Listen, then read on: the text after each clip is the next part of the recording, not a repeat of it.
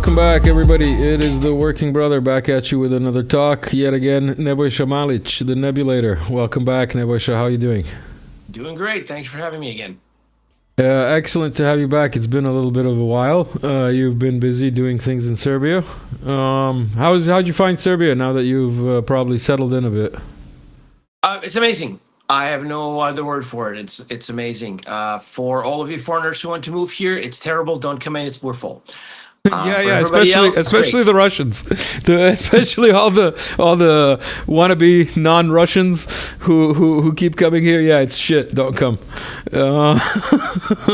In case people have forgotten or you're new here, this is a comedy show. Nothing we say here has anything to do with reality. And yes, I am aware that my camera is glitching again, but we are gonna work through it because that's the way we do things here. Because it is a one-man show. So. Nebojsa, we've got a couple of things to get into, one of which being the collapse of the GAE, as you refer to them, the globalist American empire, I believe.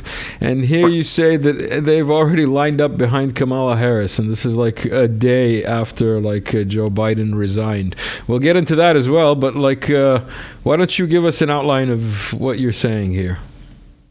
Well, the power struggle in the White House, or around the White House, or in the general vicinity of Washington, including Delaware or wherever, is just a symptom of this greater. Let me use a Carterism and call it malaise. That you have a country that is being ruled, that it aspires to rule the entire world and doesn't, that is being run by people who believe that all these BS stories they've told themselves, basically, and they are therefore incapable of making correct decisions because their inputs are crap.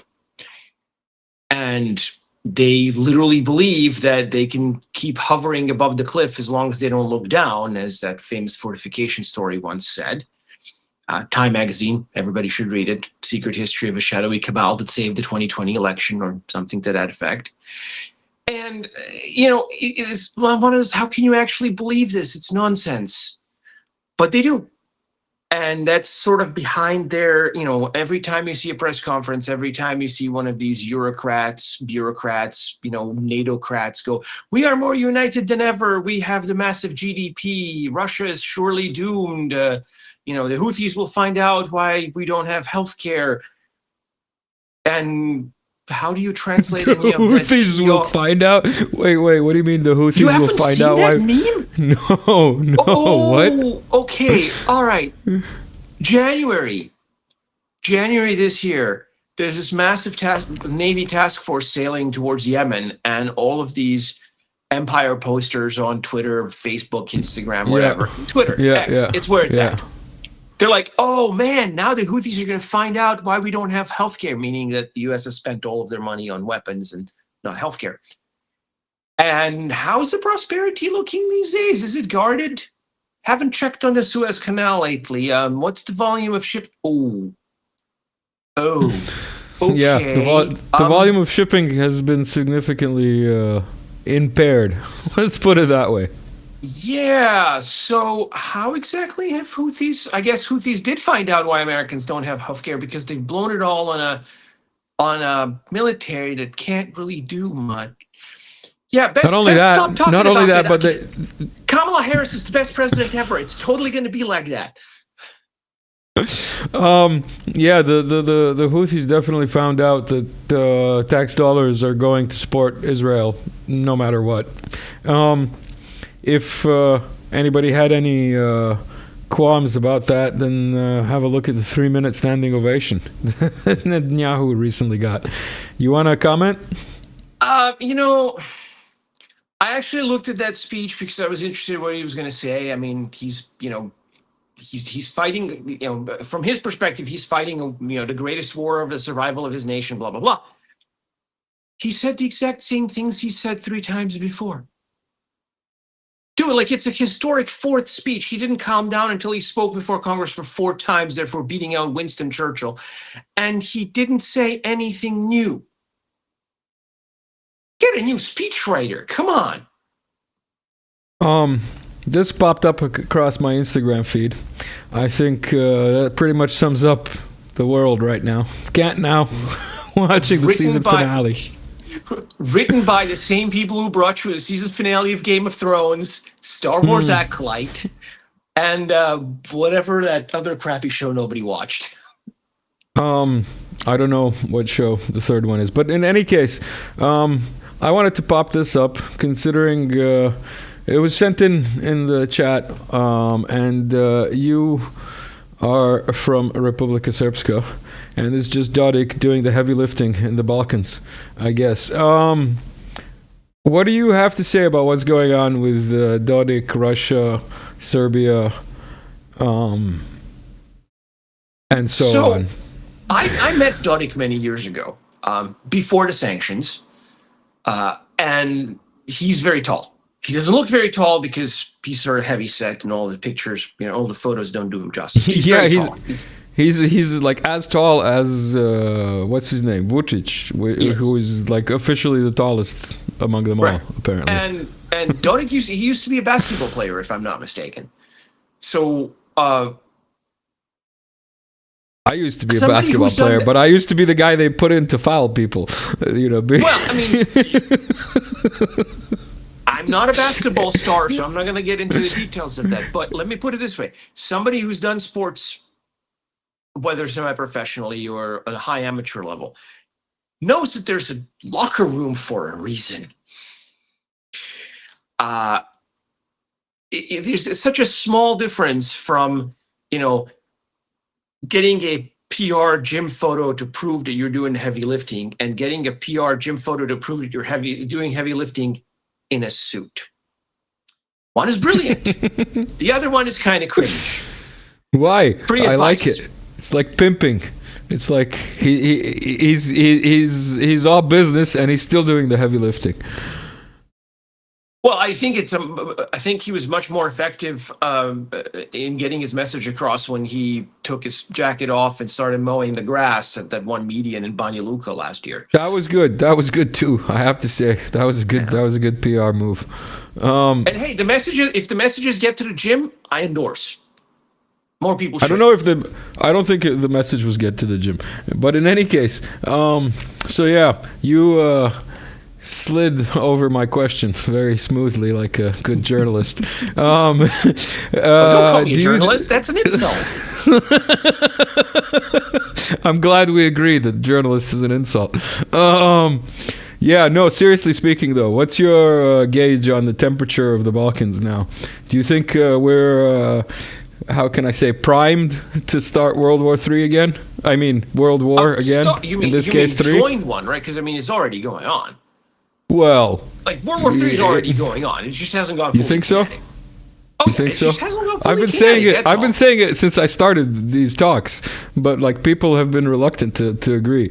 So like now, a year and a half later, you're agreeing? It started. Yeah, totally.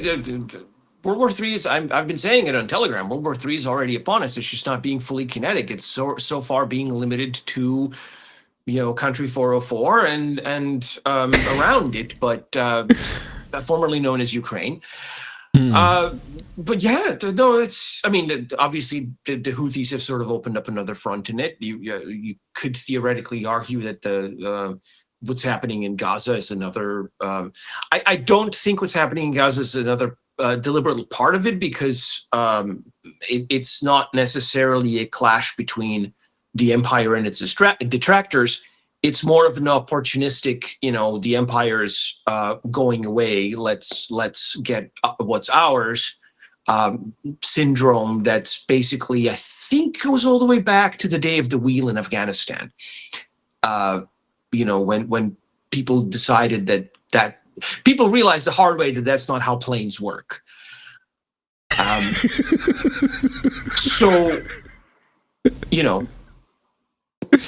sort of the wheel in Afghanistan.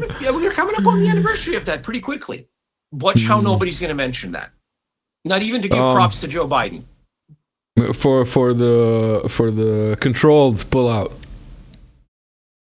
Right? Yeah. Somebody made a joke the other day that said, that said, what kind of Catholic is Biden when he pulls out? I didn't get it for a moment, and then Oh my God. it's like, oh, okay. Catholic jokes. That's hilarious. Like, share, I've been away from subscribe, the Balkans all for too that long. good stuff. Yeah, no, you have. It's good to have you back, though. I gotta ask, considering you're like, the Serb from America, whether you like it or not, like I'm the Serb from Kuwait. Tell me, what do you make of the Trump, Biden, and so on stuff that's going on? I just want to draw something to your attention in case you might have missed it on my feed on Telegram. The same person that took this famous 9/11 photo took this famous photo, Doug Mills. So but that's a remarkable coincidence.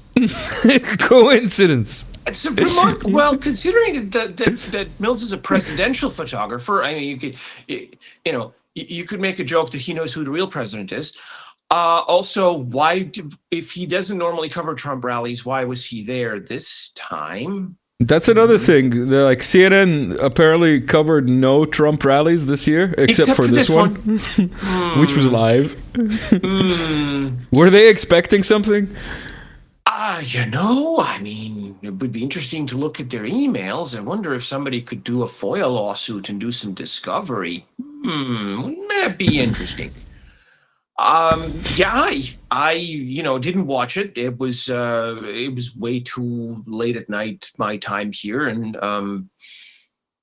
I actually was wrapping up a chat online with some friends from the States, and one of them said, "Gotta go, they just shot Trump." I'm like, wait, what? So I hopped over to Twitter, obviously, because that's where it's at, and Telegram was showing nothing just yet, and I was like, what just happened? And it turned out, it was a shooting at a campaign rally in Pennsylvania, and the official story is that this 20-year-old kid who was supposedly had no social media presence whatsoever and was a loner, and his family doesn't want to talk to anybody, just got up on a roof of a factory filled with police, pointed a gun at them when they tried to peek over the top of the roof, and then calmly fired however many bullets and almost killed Trump, and got supremely unlucky because Trump turned his head at the last moment to look at the immigration chart of all things. And then we watched a Secret Service sniper stationed behind Trump on a roof that's far more sloped, by the way. Take that, Kimberly Cheating, or whatever her name is, former SS director. They literally, like, if you remember, they took their eyes away from the scope going, what the hell is going on, before they started shooting. So, like, all right, I'm giving them the benefit of a doubt. The local police chief says, oh, well, yeah, this was our Overwatch building. We were all set up in here. So I'm like, all right, they probably thought it was a friendly, they didn't know what was going on. That's why they hesitated, whatever. I'll give them the benefit of a doubt. And then Cheating, or again, whatever her name is, goes on TV and says, yeah, no, it was a safety hazard. The roof was too sloped. I'm like, lady, your job is to take a bullet for people. What do you mean the roof was too sloped? That's an obvious lie. What are you hiding? Everything. I think they're hiding everything. That entire story stinks worse than a Belgrade fish market on a Saturday evening in July. Can't say I've been to a Belgrade fish market in July. This was posted on the Twitters. According to the Wayback Machine, what's his face? The teenager guy, 20-year-old, whatever he is. He apparently had email at FBI.gov. This came across my feed this morning, so there's that. Just like, for people to be aware of. I mean, look, we don't know who he is, where he came from. He didn't leave a manifesto. He didn't leave a note. Let me put it this way. I don't know what's worse. If the feds were in on this and he was just the trigger man, or if they were so incompetent to allow this to happen. And I honestly don't know what's worse.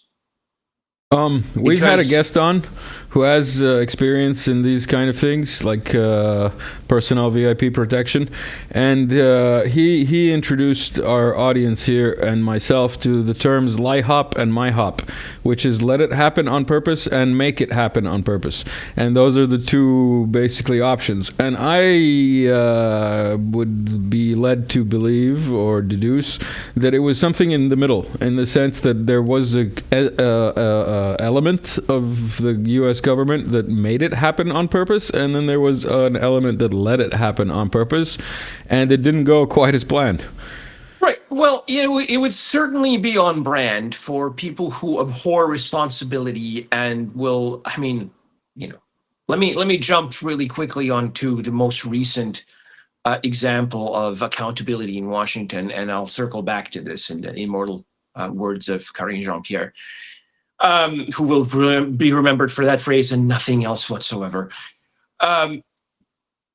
The latest time out. I just got that. That's the little spokesperson woman with the curly hair. I'll circle back to it. Circle back. Why don't you? Circle back. So the most recent thing that just happened in the U.S., after the announcement that Kamala is supposed to be the new emperor, but not yet.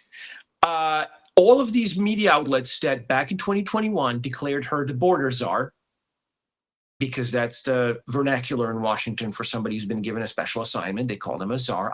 Don't ask me why. Everybody was like, no, she's not a border czar. That was never her official title. She was never one. Guys, you wrote about this. Your own publications wrote about this. And then Axios, which is so far up the something of the Democratic Party, you can't really tell where they end and the party begins, was like, we were wrong about this 3 years ago. You retconning your own stories to fit the current day narrative? All right, then. I see what time it is. So, this is the degree to which everybody is trying to word magic their way out of any sort of responsibility, accountability, consequences, everything. Yeah, basically. I think this sums it up. Points. And if they're capable of denying objective reality, of denying themselves, that's the greatest trick anybody can pull. You deny your own existence to serve the agenda. Then, I could believe that they're capable of all sorts of things. Capable of all sorts of things, eh? Do you think it will be Harris? Because my chat thinks it'll be Michael. Or some people in my chat, like the more conspiracy theory oriented people in my channel, think it'll be. Look, if we're going for maximum humor, why not? The this Star could be the year of 5 emperors. The Daily Star says that the asparagus psychic, the next president, will be Michelle Obama. So if the asparagus psychic says it, then it's probably. I mean, look, there's a let's stay in the spirit of the show. There's a path to presidency. She gets appointed. She gets chosen as a running mate, and then Kamala gets, run over by a pack of wild geese on the White House lawn, and by pure coincidence and freak cosmic accident that never happens. And then you have President Michelle Obama. Sure, I mean, I'll after everything that's happened, I'll buy it for $1. New York Post says Obama doesn't believe Kamala Harris can beat Trump, which is why he hasn't endorsed her. Sources. So, sources close and familiar to the matter, like 17 of them, tell them that this is highly likely. Comment? Well, that's good enough for British intelligence, so it's good enough for me. Yeah, no comment. British intelligence, what an oxymoron. You also brought up some other things. Let's not get into that. Let's put this cartoon up here first. This is by the style, I'd say it was the Chinese Morning Herald, Oh, or dear. what's it called? I can't remember what the Chinese newspaper is called, but this is probably from a Chinese political cartoonist. It's a little too on the nose. Remember, they Right? believe they can hover in the air as Well, long as they don't look down. in the cartoons, yeah, that's how it works. Well, I mean, nobody sent them the memo that Coyote is supposed to be the bad guy. You know, it's the thing. These things happen. Some intern didn't do their job properly. Do It certainly feels you, like that, doesn't it? do you want to speak to the fact that like the Democratic Party didn't have like a democratic process in selecting their candidate? Well, oh yeah, no. I mean, dude, come on. Yeah, haven't you gotten the memo? Any country with democratic in its name is an autocracy, right? Oh, so right? like democratic, isn't that the joke? Like, the more Democratic democracy People's you have in your Republic of name, North the less Korea. The more democracy you have in your name, the less democratic you are. It's on brand. I mean, we knew from the emails back in 2016 that the party isn't democratic in the least. Nobody said those emails. People have tried to claim that those emails were doctored, but the emails were authentic. They were real. What they talked about happened. The fact that Bernie Sanders has turned into a biggest apologist for Hillary Clinton and the DNC is on him. But What emails are you talking about?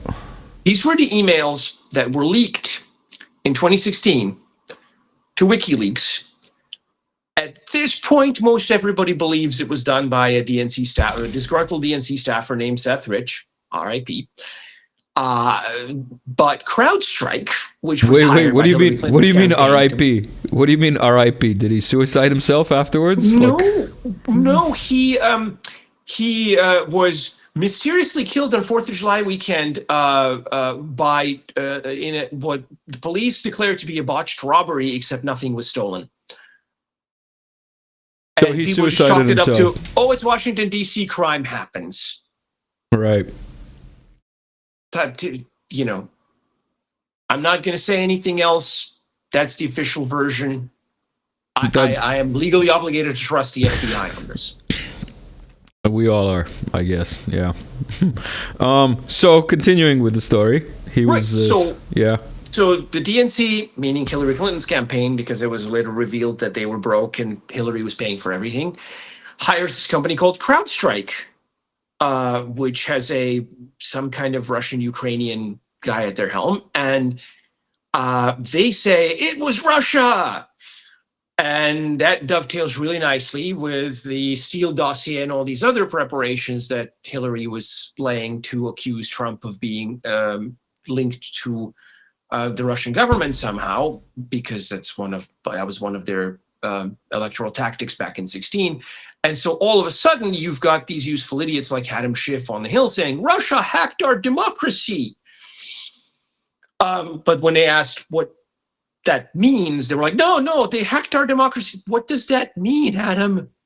What does it mean? Nobody had a response. And basically, the talking point always referred back to this Crowdstrike claim, except when Crowdstrike was actually interviewed by the FBI on the record, and they could technically not lie about this, otherwise they would, get sent to prison. Their executive was like, well, we don't actually have any evidence that this was exfiltrated from the outside, meaning we have no evidence this was actually hacked. The servers were never shown to the FBI. They just took Crowdstrike's word for it. And secretly, Crowdstrike told them, yeah, we don't actually have any evidence that this happened. But they went along with it because Russia. Isn't the owner of Crowdstrike like ex-Fed or something? I think one of our guests mentioned that in a previous. Well, they were deeply embedded with the Feds, doing all of these other contracts, and as we have found out to everybody's detriment the hard way a few days back, they seem to be deeply embedded in Microsoft too, and have created a single point of failure for like most of the West. which is one of the reasons I brought up this collapse of the globalist American empire. They can't even keep the computers turned on, let alone the lights. Forget the computers. I just wanted to draw attention to the fact that this is, like you said, it's the same Crowdstrike that we've all become familiar with intimately now. And now the theory is that I watched some IT people, specialists, discuss this topic, and the idea is that maybe this whole thing was just a prelude. And that Crowdstrike will be back soon with another bug that will actually crash a lot more systems. Well, look, they're either cosmically incompetent, and that company should be on the hook for hundreds of billions of dollars in damages, and should at the very least be dumped by Microsoft as a key contractor. I don't even know why they're there in the first place. Or this was all deliberate and everything's fine and nobody's going to be punished for it.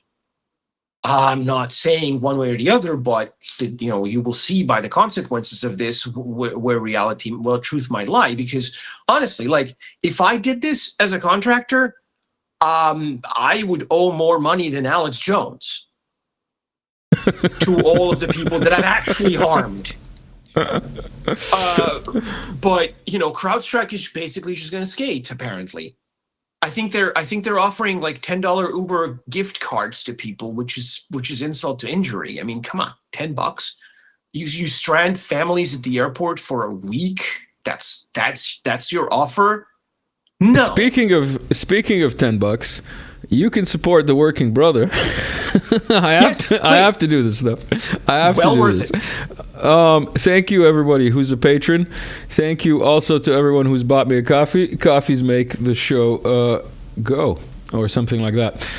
So yeah, I don't know what to tell you, man. The whole Crowdstrike thing, and when I learned it was tied to Ukraine, it's just like, come on. Well, it's just one of those, when I heard the name Crowdstrike, I was like, wait a second, these guys are still around? Like, New Knowledge, this is a completely unrelated company, as far as I know. There was a company called New Knowledge that was put together by some Fed-adjacent people that basically ran a false flag operation in 2017 to swing the Alabama Senate election, because Jeff Sessions was moved to Attorney General, and he's one of the most useless Attorney Generals ever. And his seat was supposed to be filled by another Republican. And in the primaries, they ended up picking Roy Moore over Tommy Tuberville, who ended up becoming senator later. And the Democrats ran somebody, because why not? And everybody was like, why would you run somebody in deep red Alabama? It's just a waste of money. But they had a plan. So they hired this company called New Knowledge, and they literally ran a smear campaign on Twitter, creating fake Russian accounts endorsing Moore. That was in tandem with like the campaign in the legacy media to declare Moore a pedophile, which he wasn't. Wait. Oh, you lost me. So the Democrats made a company that made fake Russian accounts to make fake news and fake support for the Republicans. It gets better. So these it's good. This is a comedy show. All of the legacy media dutifully reported on these, Russian meddling on behalf of Moore. And after the election was safely over and the Democrats had gotten their man into the Senate, because every vote counted, in the Senate, I mean, not in the campaign, haha.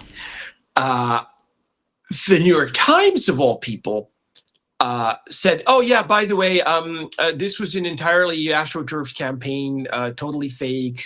These people basically ran a smear job, and when asked for comment, New Knowledge was like, it was a social experiment. We were just trying to see what the Russians would do.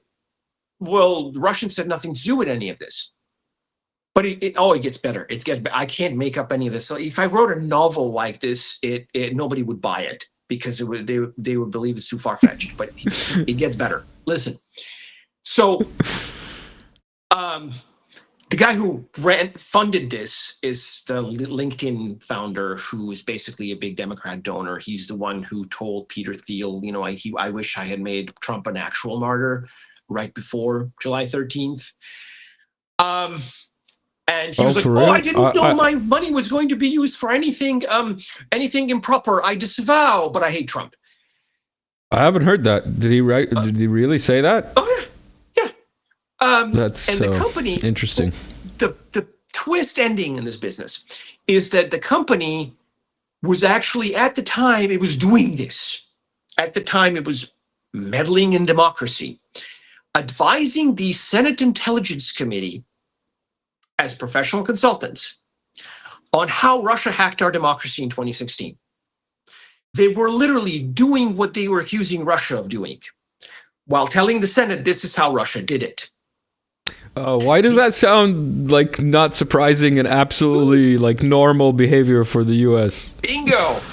And then the final Senate report on Russiagate, that is basically has nothing on specifics. It just says vague, sweeping claims, essentially contains all this new knowledge information that essentially describes how new knowledge worked, pretending to be Russians. It should have invalidated the entire report as bogus, but no. And then one of the top executives of New Knowledge, Rene DiResta, ended up working at Stanford, the infamous Stanford Internet Observatory, which was the key part of the censorship industrial complex from 2017 to 2 years ago. 2 years ago, when Elon bought Twitter. Sorry. Yeah. And and the New Knowledge actually rebranded in shame. They decided to semi-ironically call themselves Yonder, which is a Southernism for over there, given that, they meddled in Alabama, of all places. But at least they had the shame to rebrand. Crowdstrike never did. Like, this is like not even post-truth world. This is the post-shame world. And you have, not very many people know about the New Knowledge story because it seemed esoteric at the time, and obviously nobody but the New York Times, and they just glossed over it. They did their due diligence, ran it once to say they told the truth, and then completely buried the story, didn't mention anything of DiResta's connections ever again, even when they quoted her repeatedly as a sort of a disinformation expert. She was, but not in the way you think. And yeah, and now we're circling back to another Russiagate veteran who basically just demobilized. I don't want to say half the world, but most of the West for several days with either their malice or ineptitude. You pick. Oof. Can't it be both? Can't it be like a combination of? Yeah, as the kid said in a taco commercial. Why not?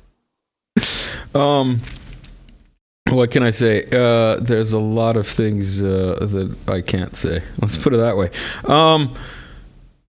Biden resigned. Did he? Not as president, he didn't. Did you see, like, his signature and his letter thing? Did you see, like, the fact that his signature is underlined in this letter that he posted? Doesn't really look like his signature in any other document ever, does it? Oh, I'm sure he did that on purpose just to troll us all. He's such a smart guy.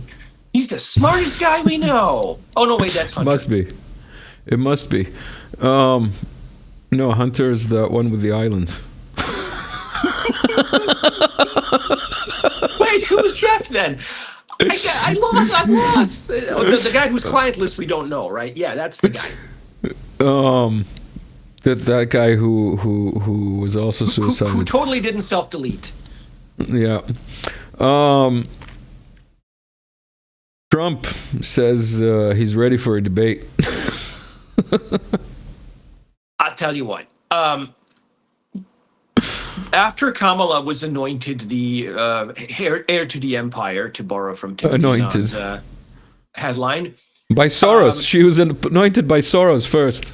The younger absolutely, Soros. Absolutely. You have to have she is the Soros DA, right? That's the Soros prosecutor. The biggest one of them all. Time out. Is she like ethnically Indian? Her mother is an ethnic Tamil Indian. The Wikipedias are very proud of pointing this out. Her father is Afro-Jamaican. I believe there's a story that her great-grandfather owned slaves. Nice. I'm sure that every single outlet that went truly back on their democratic own words of her. is going to debunk that tomorrow, but that's the story I heard. Democratic traditions down to the roots. Yeah, so yeah, it's one of those. She's Indian when it's useful. She's black when it's useful. She's whatever they want her to be at any given point in time. And I would try to do her laugh, but I'm a terrible actor. I can't do it. But there will definitely be a market, whether she wins another fortified election or doesn't. In the campaign at least, there will definitely be a market for actresses who can impersonate that characteristic of hers. No comment. Now we have to get into some serious topics. I was actually planning to go into this a little bit more with another guest that was scheduled for last night, but she is late, so we didn't do that. And I wanted to bring it up with you because it is kind of a current topic. Jadar and the kryptonite that was found in Serbia, also known as lithium. Before we get into it, I just came across this because I did a search on Google, and I came across 1 year ago a Rio Tinto Jadar project. So let's see what Rio Tinto has to say about this. I haven't actually seen this video, so let's do a reaction video to a world-class lithium and borates deposit.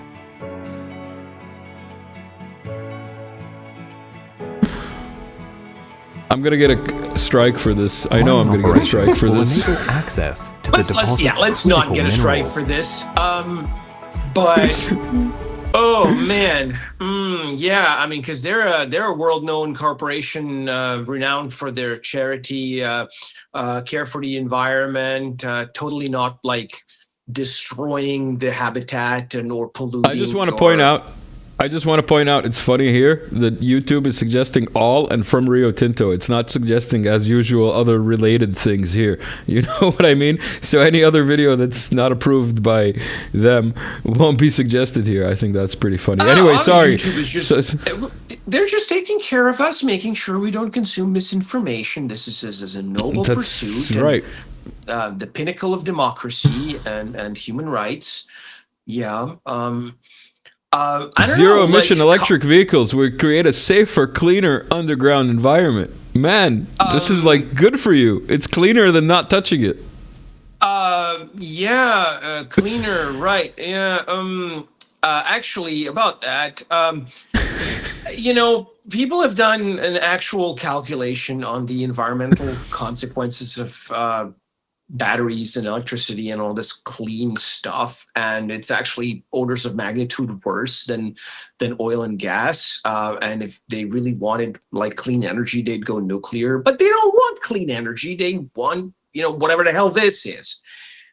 I'm all for being more environmentally conscious, but how is it destroying pristine environment and prime agricultural land supposed to be ecologically advanced and environmentally conscious for the sake of creating a gaping wound in the ground and a giant hole that's going to be filled with acid? I don't get it. Ask anybody anywhere around the world where Rio Tinto worked about their record, and it's I think it's going to be very pretty. These guys have had a bit of a reputation. I mean, I remember some years back, horrible protests in Brazil against them. There was Australia also, among other places. Yeah, aren't they named after a river they completely destroyed? Or did I get that wrong? I think that's about right.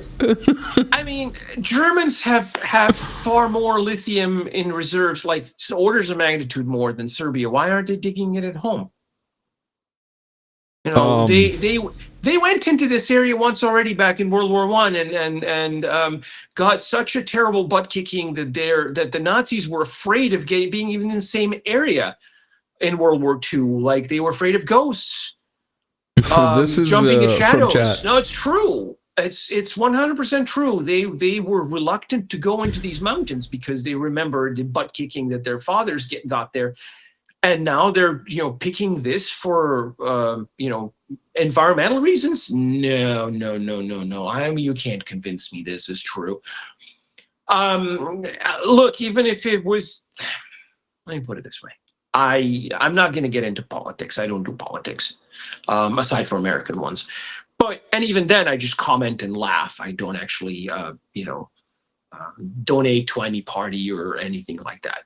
And I don't do that in Serbia either, because I'm trying to prove a point that a person can go through life without being in thrall to political processes. Although, if you don't pay attention to politics, politics will pay attention to you. But the idea that we must, at this stage,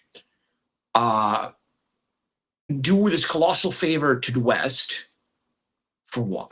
The same West that's been, us being Serbs, the same West that's been kicking us around for 30 years without so much as an apology, is preposterous. And the idea that we somehow, have no choice but to throw in our lot with Western corporations and Western governments at the point where they're just about to lose their world empire that they never really had to the extent they wanted, is foolish. I mean, look around. Look at the news from everywhere. You see that the new multipolar world is coming, in which nations will actually be able to pursue independent policies without getting cooed or banana republicked or replaced if they weren't sufficiently supportive of banana plantations or mining or diamonds or gas or oil or whatever.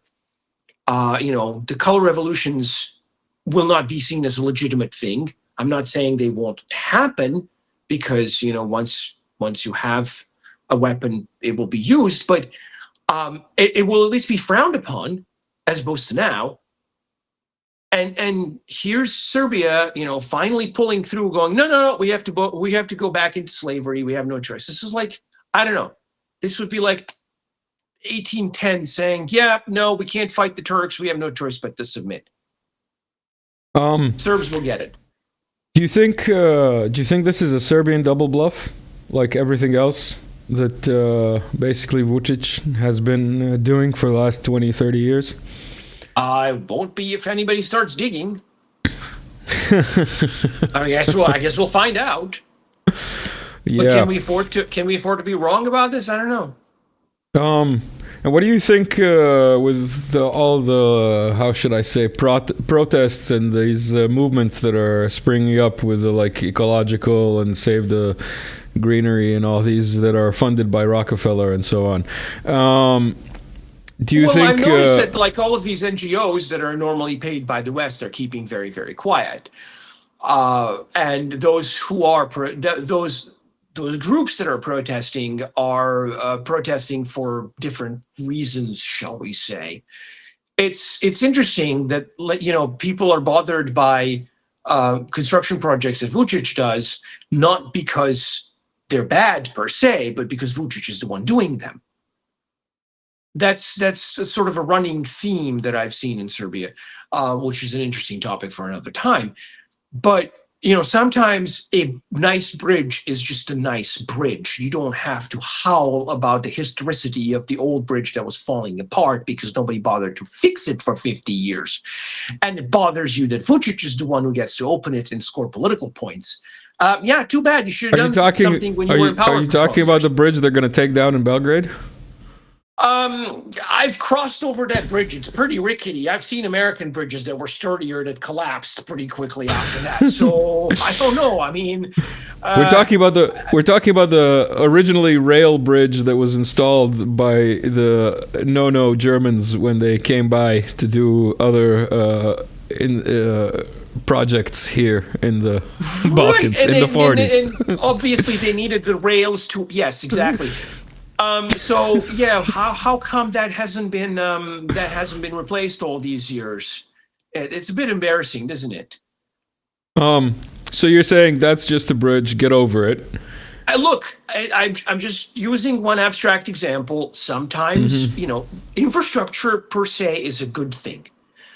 But from infrastructure to, gouging a huge hole in the ground from which an Australian corporation is going to profit and we're going to get nothing, is a huge step. And, and that's not even opening the can of worms that it's not only that location, and it's not only lithium that they're getting, the green go card, or however you want to call it, the go ahead for all kinds of mineral extraction, not just lithium. Right. I mean, there's been mining in Serbia for thousands of years, but modern techniques. It used to be that in mining you would dig a hole under the mountain and look for stuff. Now they just blow up the mountain, and you're left to deal with the leftovers after they're done extracting what they want. That's the deal, right? Now, none of these mining companies ever actually pay for cleanup. That's silly. They'll give you a $10 Uber gift card. So, Serbia isn't that big of a country to be able to afford this kind of strip mining. If it were doing that for itself, then, an argument could be made, okay, our industry needs it, whatever. Nobody's making that argument. It's just one of those, I have not been persuaded this is in the national interest. I don't have to be persuaded. I guess I'm just a citizen. I guess I vote in elections. But, whose interest is it? I remain unconvinced. But in the words of some people, these people are going to be so rich they're not going to know what to do with it, with the money. What, the locals? No, they're going to get $10 Uber gift cards. Come on, obviously. Look, if I have any advice to give to people who intend to protest this, is to be very, very careful of outside agitators, because if there's one thing the globalist American empire still knows how to do and do well, is to hijack protests. We've seen it on a certain January day at the U.S. Capitol. We've seen it back in 2008 in Serbia during the protest against the so-called Kosovo's so-called independence, when some people broke into a sneaker store and that became an instant rebrand very deliberately. They know how to hijack protests. The only protest that I hadn't seen really hijacked was a couple of years back during the pandemic closures that involved tear gas and cavalry in downtown Belgrade, and that technically succeeded and wasn't hijacked for anybody's purposes, even though people tried. I was just gonna point out that even the protest outside of the U.S. Capitol, where Netanyahu was giving a speech, was hijacked by Mossadi people who were burning American flags, which was hilarious, because if any MAGA people burnt an American flag, they'd be like, neck to the ground type of thing with a knee. Well, I suppose not all insurrections are created equal. Again, if you're doing PR, if you're doing sound bites and viral videos, your opposition is doing them too. It's just a general rule of thumb. And so you have to have security of some kind to make sure that your message doesn't get hijacked. It's just, political work 101. Nebojsa, is there anything else that you'd like to point out before we call this a talk? Well, let me just say that I've been asked by people, friends and colleagues who think that whatever's happening in 404, because we're not hearing much about it, right? Everybody's talking about other things. So when is this Ukraine thing going to be over? Is it going to be over by the end of the year? It could be done in 3 months. It just depends on when the front is going to crack, and it's actually showing signs of cracking. But never lose view of the fact that it's just one theater, one front in what I've called, and I'm on record, and I'll stay on record. This is not a joke. that Ukraine is just one kinetic front in a World War III that's already being waged economically, politically, through media, through narratives, all over the place. And the world has already changed. There's no reverting back to where we were 4 years ago. Between Raisi and Fico, and now Trump, there's also a pandemic of assassinations going around. Right, all of a sudden, for no reason at all, people started shooting leaders that are opposed to the globalist American empire. How interesting. Yeah, I'm not saying it's deliberate, but it's certainly a little statistically improbable, don't you think? I think your deduction that World War III is well underway is far from being wrong, and I would just ponder, when do you think it actually started? Like, which of these kinetics was the actual opening shot? I would say at some point in the summer of 2021, something happened, probably at that Swiss summit between Biden and Putin, that prompted the Russians to very quickly put together their security proposal and send it to Washington and Brussels, and then say, if this fails, we will have to take military technical measures, which nobody understood at the time what that euphemism meant. And then in February 2022, we found out. Really? Did they say military technical measures? That's such a Russian way to say it. I will take military technical measures to make sure that this diplomacy works like it's supposed to. Basically. And they used to joke that who doesn't want to talk to Lavrov will have to talk to Shoigu, back when Shoigu was the defense minister. But it wasn't a joke. And people should have taken them seriously. But I still think, provided that this doesn't end in nuclear fire, and let's hope not, because it wouldn't be funny, and this is a humoristic show, comedy show. But future historians will definitely have a field day digging up what actually happened at that July 2021 summit in Switzerland, because I am convinced, based on the downwind consequences of it, that this is when things happened. And then, of course, in August, we saw the withdrawal from Afghanistan that exposed the U.S. military as a bit of a paper tiger, and its commanders as charlatans, and its leadership as deeply unserious, and that probably had a role in making up minds in the Kremlin and elsewhere. But yeah, I would definitely put the ballpark rough beginning. Obviously, things were moving towards there before, what with Russiagate and everything else, and the original Maidan in 2014. But I think until this point, it could have probably been avoided and a different path could have been taken. But something that happened after Joe Biden came to the White House and met with Vladimir Putin in Switzerland, I believe it was in Geneva, is what triggered this entire process and brought us to where we are today.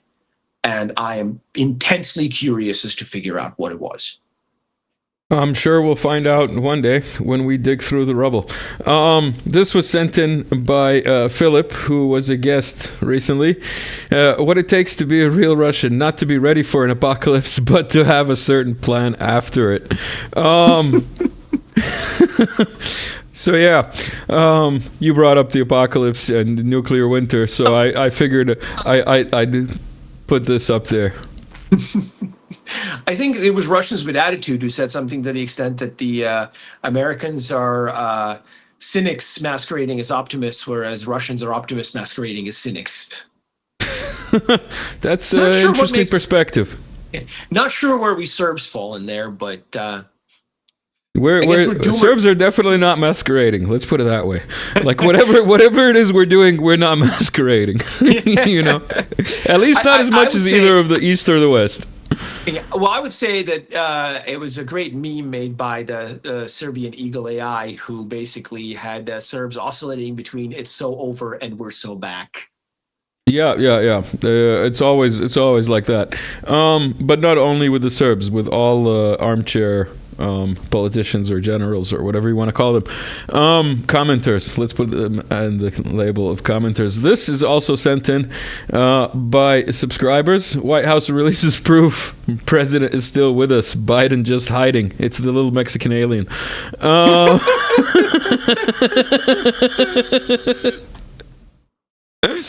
Okay, on that, I think we've done enough recording for today. Nebojsa, thank you for stopping by. Anything else maybe you want to say before we roll this out? Nope, I think we're good. All right, excellent. Thank you again, everybody who stuck around to the end. Thank you. Like, share, subscribe, all that good stuff. See you soon, everyone. Peace out.